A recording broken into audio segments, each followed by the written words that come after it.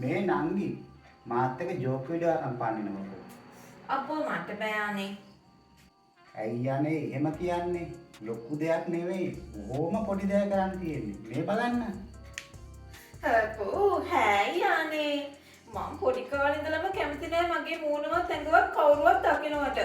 අඬම තරමේ මම පොඩි කාලේ කණ්ණාඩියෙන් මූණවත් බල්ල නෑ.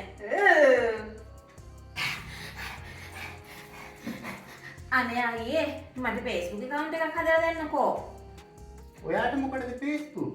ඔයා කැමති නෑනේ ජනප්‍රිය වෙන්න. නෑ අනේ මේ නිකන් තියාගන්න.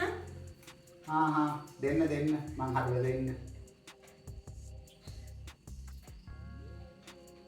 මොකද්ද දිනුවනි තරංගා කියලා නම දාන්න ඕන.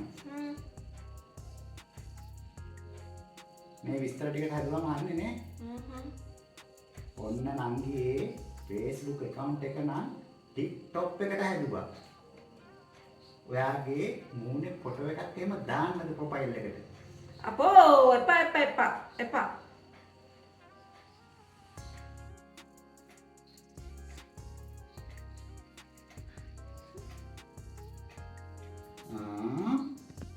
අර නංගිගේ Facebook එක පැත්තට පොඩි විසිට් එකක් දාලා බලන්න ඕන.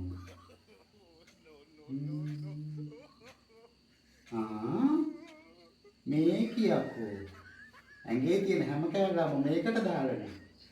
එතකොට මමද ජනප්‍රිය වෙන්න අකමැති.